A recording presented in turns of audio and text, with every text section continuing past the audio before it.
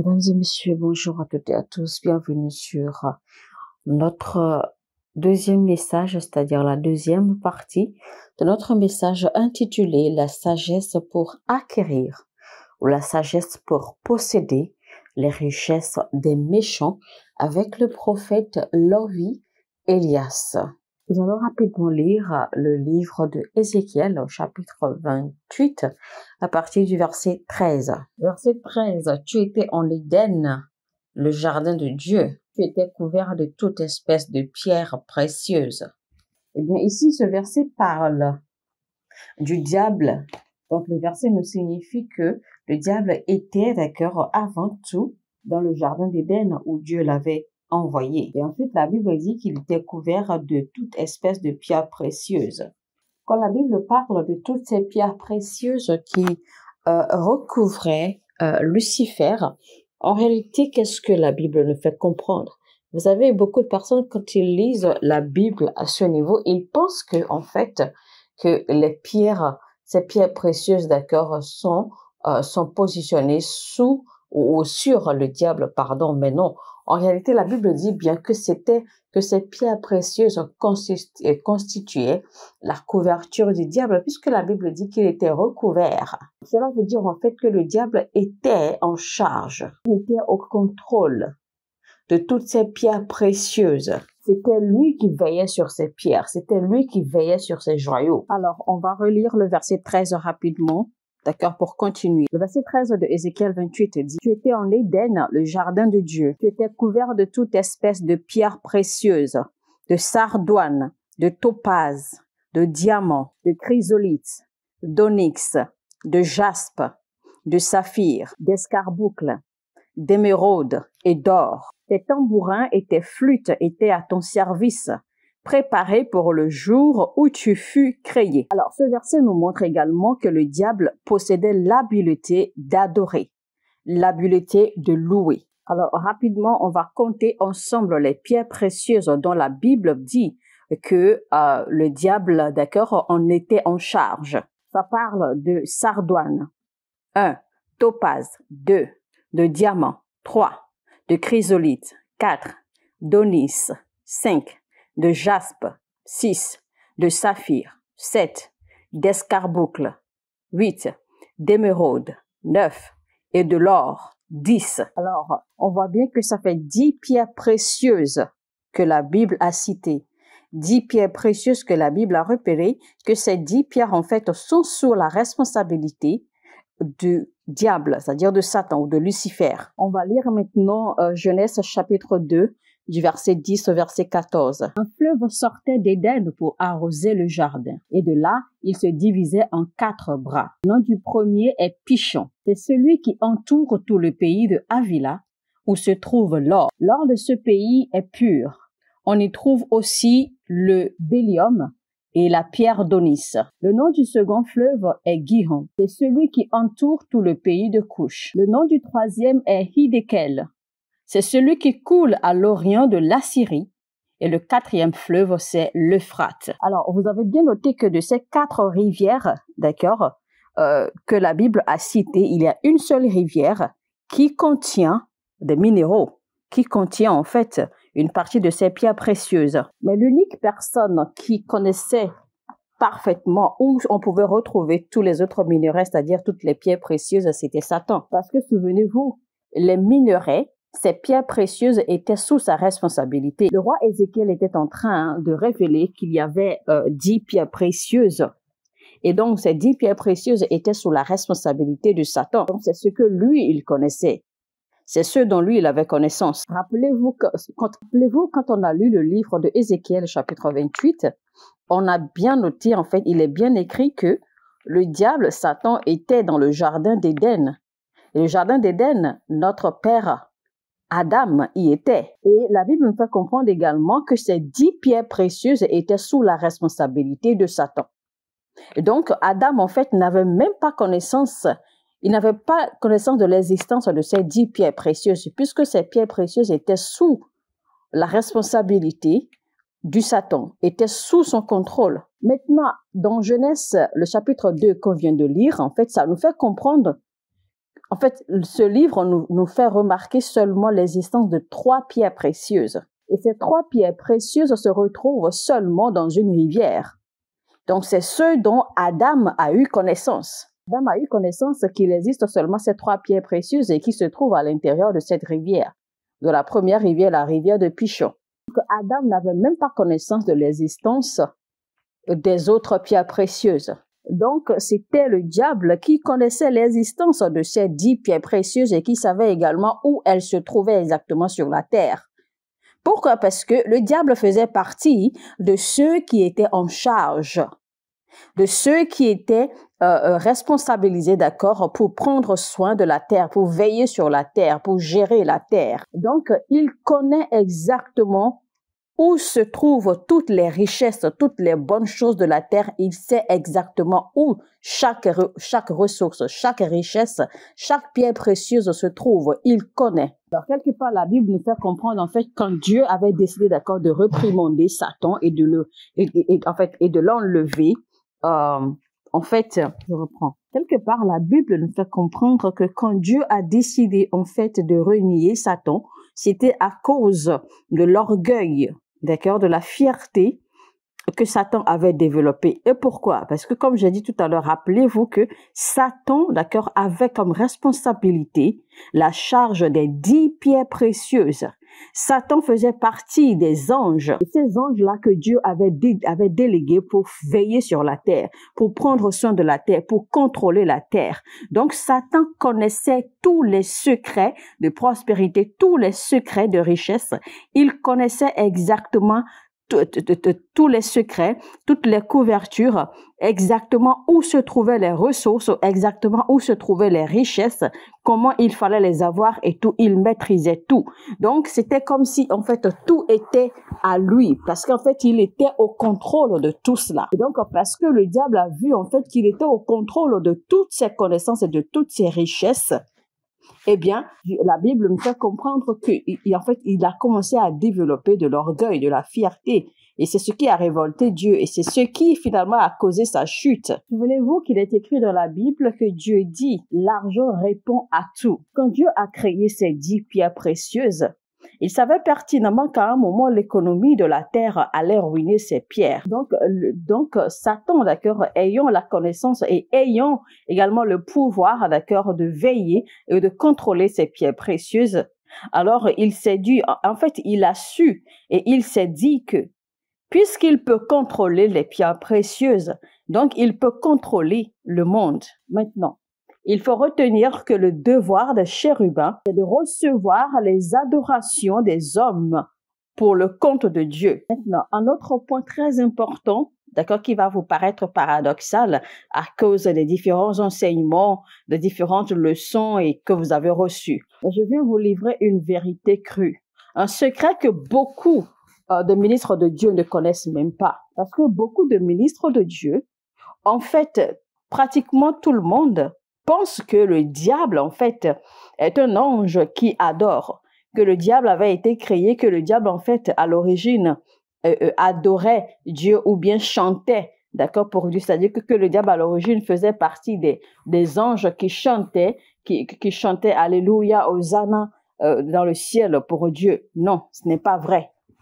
C'est archi faux parce que il n'est écrit nulle part, il n'est décrit nulle part dans la Bible cette personnalité du diable. C'est faux, le diable n'est pas fait pour chanter. Le diable n'a jamais été créé par Dieu pour chanter, pour adorer. Les anges qui sont spécifiquement faits pour les adorations, pour adorer, pour chanter, etc., ce sont les séraphins. Les séraphins sont les seuls anges qui sont destinés par Dieu, d'accord, à offrir des adorations, à offrir les louanges, les révérences. C'est pour cela qu'on a même parlé d'eux. Ils ont été décrits dans le livre de Ésaïe, le livre de Apocalypse et même dans le livre de Ézéchiel. Parce que ce sont ces anges-là qui sont destinés à chanter Alléluia, à chanter Hosanna à l'Éternel. Donc, c'est eux qui sont destinés à ce job-là. Seuls les séraphins sont destinés à ce job, pas les chérubins. Les chérubins ne sont pas destinés à ce job. Et souvenez-vous que le diable fait partie des chérubins.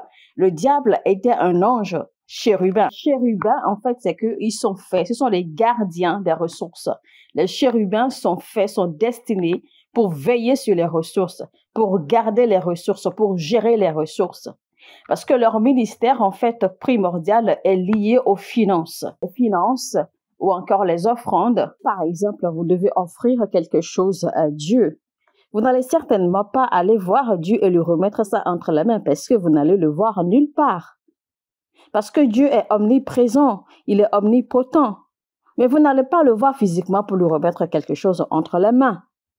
Vous allez forcément remettre ce que vous avez à offrir à Dieu à quelqu'un d'autre qui sert d'intermédiaire, à quelqu'un qui est son représentant ici sur la terre. C'est celui-là. C'est ce quelqu'un qui va recevoir ce que vous avez à offrir à Dieu comme prêtre, d'accord, et le présenter à Dieu parce que Dieu ne reçoit rien si ça ne passe pas par un prêtre ou si ça ne va pas sur un autel. Et ce que vous avez à offrir à Dieu, eh bien, va forcément passer par quelqu'un, d'accord, qui est destiné à recevoir en lieu et place de Dieu, ou à recevoir pour le compte de Dieu. Cela veut dire alors que, comme j'ai dit, que ce sont les chérubins, d'accord, qui sont responsables des ressources et des offrandes. Donc, les chérubins, en fait, sont destinés, d'accord, à recevoir les offrandes, les dons, les sacrifices, etc., d'accord, pour le compte de Dieu, parce que c'est eux qui font le compte rendu des ressources.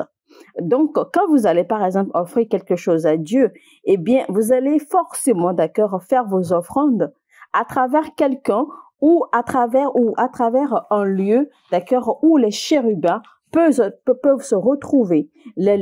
Un lieu ou une personne à travers laquelle les chérubins peuvent recevoir, d'accord, l'encens ou l'odeur de votre sacrifice ou de votre don ou de votre offrande. C'est pour cela quand Dieu, d'accord, a ordonné à Moïse de bâtir l'arche de l'Alliance, Dieu a dit spécifiquement à Moïse de représenter, d'accord, de sculpter une représentation de 2 chérubins, d'accord, sur les 2 bords de l'arche. Pourquoi il n'a pas demandé, d'accord, à Moïse de placer d'autres représentations, d'autres anges et que c'était spécifiquement les chérubins qu'il a demandé? Pourquoi n'a-t-il pas demandé les séraphins? Pourquoi n'a-t-il pas demandé les veilleurs? Pourquoi n'a-t-il pas demandé, d'accord, de représenter ceux qui veillent sur la lumière ou ceux qui produisent la lumière et tout cela? Pourquoi n'a-t-il pas demandé cela alors que nous avons plusieurs catégories d'anges? Pourquoi Dieu a-t-il été spécifique concernant les chérubins? Pourquoi c'était les chérubins qui devaient être représentés sur l'arche de l'Alliance? Et Dieu dit également à Moïse, quand tu feras les offrandes, eh bien, je te parlerai à travers les chérubins. Parce que la présence des chérubins crée des portails, crée des accès pour vous permettre la connexion avec le ciel. Et donc, en réalité, les chérubins, c'est à travers eux que passent les offrandes, les adorations, les sacrifices, tout ce que vous voulez, tout ce que vous offrez à Dieu, en fait, ça passe par les chérubins parce qu'ils constituent, en fait, la cité ou comme la frontière de miséricorde de Dieu. C'est à travers eux, d'accord, que toute chose que vous offrez atteint le ciel. Donc, c'est à eux de recevoir avant tout et d'apprécier avant que Dieu ne reçoive. Alors, quand la Bible dit, par exemple, du diable que voici que des tambourins et des flûtes étaient à son service, et que ces instruments étaient préparés, d'accord, pour lui depuis le jour où il fut créé, ça ne veut pas dire en fait que le diable offrait des adorations, des louanges et des honneurs et des révérences à Dieu. Non, ce n'est pas lui qui adorait. Dieu avait simplement mis en lui l'habileté. Mais son rôle, c'est que le diable, Satan, était un chérubin et il était responsable des ressources. Il était responsable des richesses de la terre. Si vous lisez bien, d'accord, le chapitre de Ézéchiel, chapitre 28, à partir du verset 13 jusqu'au verset 18, par exemple, vous allez mieux comprendre, en fait, eh bien, la personnalité et le rôle que Satan jouait sur la terre. Et comment et pourquoi, d'accord, il a été déchu de sa position. Et même s'il est vrai que les chérubins, d'accord, étaient armés, même s'il était vrai que les chérubins étaient toujours armés d'armes flambantes, même s'il est vrai que les chérubins étaient toujours armés d'épées flambantes, d'épées de feu, ce n'est pas pour protéger les hommes, mais c'est plutôt pour protéger les ressources qui étaient à leur charge. C'était pour protéger les ressources, les richesses qui étaient sous leur responsabilité. Parce que c'est cela leur rôle, c'est ça leur responsabilité. Alors, puisque le diable, d'accord, a su que le monde serait contrôlé par toutes ces richesses, et donc il a compris que pour que lui, il puisse être entièrement, d'accord, à 100% responsable, pour qu'il puisse contrôler toutes ces richesses, d'accord, eh bien, il faille qu'il fasse sortir Adam du jardin d'Éden. Parce qu'en réalité, toutes ces richesses, toutes ces pierres précieuses, toutes ces ressources sont cachées, d'accord, au jardin d'Éden. Ce que Adam même ne savait pas. Adam même n'était même pas au courant de cela. Mais le diable savait parce que lui, il était un chérubin et lui, il avait été, d'accord, il avait été destiné, d'accord, pour être responsable, pour être veilleur de ces ressources-là.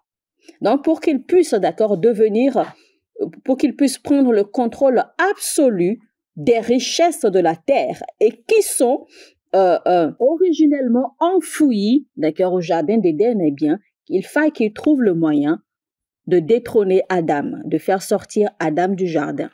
Parce que souvenez-vous, même dans l'histoire de Adam, selon la Bible, on n'a vu nulle part où les gens connaissaient même l'existence des pierres précieuses.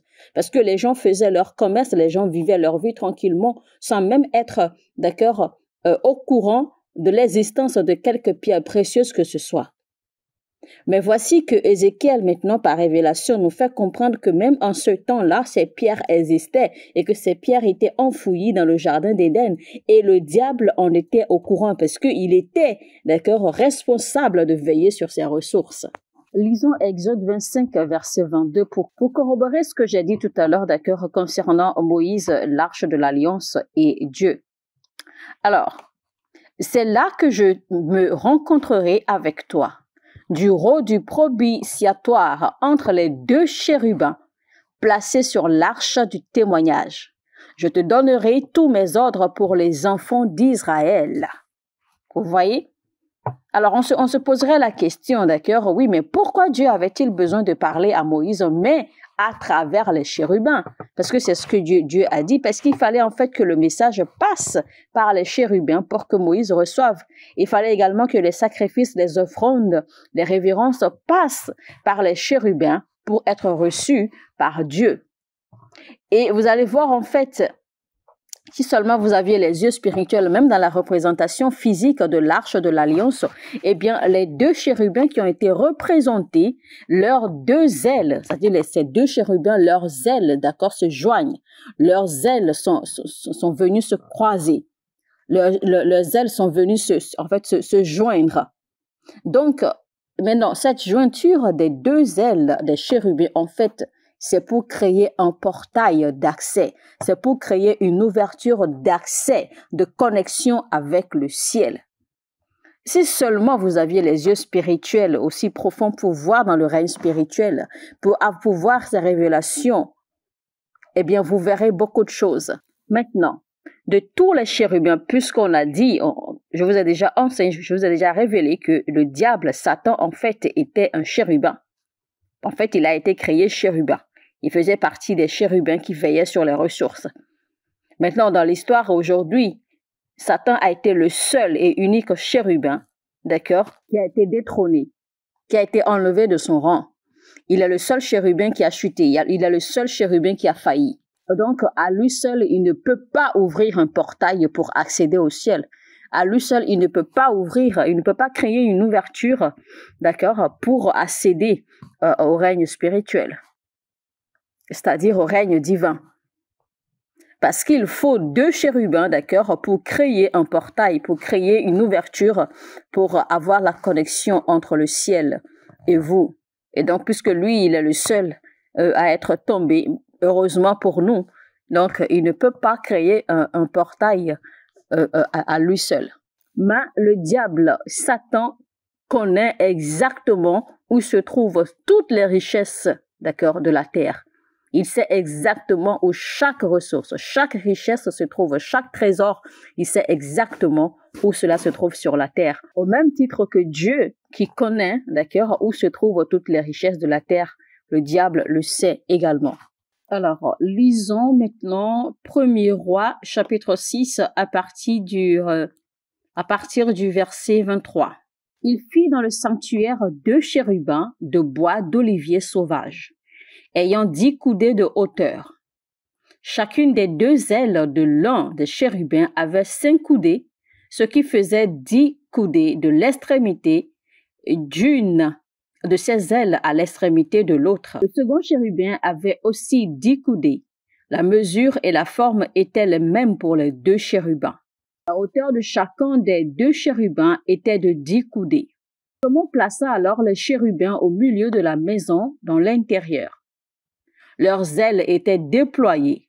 L'aile du premier touchait à l'un des murs et l'aile du second touchait à l'autre mur. Et les 2 autres ailes se rencontrèrent par l'extrémité au milieu de la maison. Salomon couvrit alors d'or les chérubins. Il fit sculpter alors sur tout le pourtour des murs de la maison, à l'intérieur et à l'extérieur des chérubins, des palmes et des fleurs épanouies. Il couvrit d'or le sol de la maison, à l'intérieur et à l'extérieur. Alors, ma question est celle-ci. Pourquoi avoir recouvert les chérubins d'or? Pourquoi est-ce que les chérubins sont les seuls anges qui sont toujours rapportés, d'accord, à l'or, à l'argent, aux pierres précieuses, etc.? Pourquoi ils sont les seuls anges qu'on relie toujours à l'or et à l'argent et aux autres pierres précieuses? La réponse est très simple, je vous la donne. La présence des chérubins ne signifie pas seulement la miséricorde de Dieu, mais la présence des chérubins représente également la prospérité de Dieu, la richesse de Dieu. C'est pour cela que les chérubins sont toujours reliés, toujours rattachés à l'or, à l'argent, au saphir, aux pierres précieuses, etc. L'ange Gabriel ne pourra pas vous rendre riche. L'archange Michael non plus ne peut pas vous rendre riche. L'archange Michel ne peut pas vous rendre non plus riche, parce que ce n'est pas leur devoir, ce n'est pas de leur responsabilité de rendre les hommes riches. Ça ne peut qu'être un chérubin. Seuls les chérubins ont la responsabilité des richesses de prospérité, parce qu'ils sont les banquiers du ciel. Lisons Ézéchiel 28, verset 17.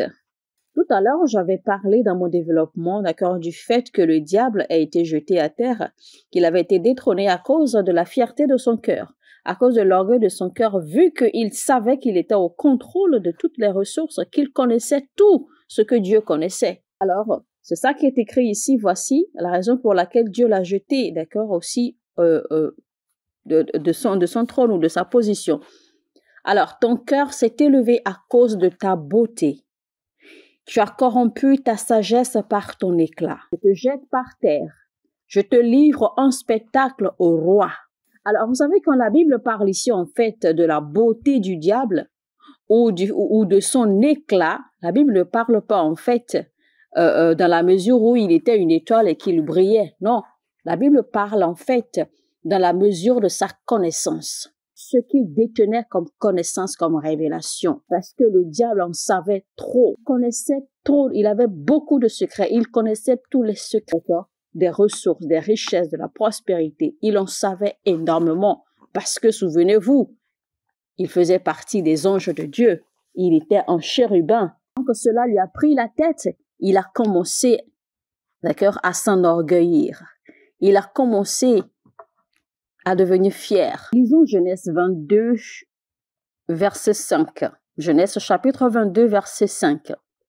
Et Abraham dit à ses serviteurs, « Restez ici avec l'âne. Moi et le jeune homme, nous irons jusque là pour adorer et nous reviendrons auprès de vous. » Donc, il faut noter ici en fait que Abraham allait faire les sacrifices sur la montagne. Maintenant, ce sacrifice, en fait, qu'il allait faire, c'était un signe d'adoration. C'était également offrir des adorations à Dieu. Donc, chaque fois que vous offrez à Dieu, c'est un signe d'adoration. Le devoir de chérubin, c'est d'ouvrir le portail d'accès pour vous permettre la connexion au ciel. Mesdames et messieurs, eh bien, ce sera tout pour la deuxième partie de notre message.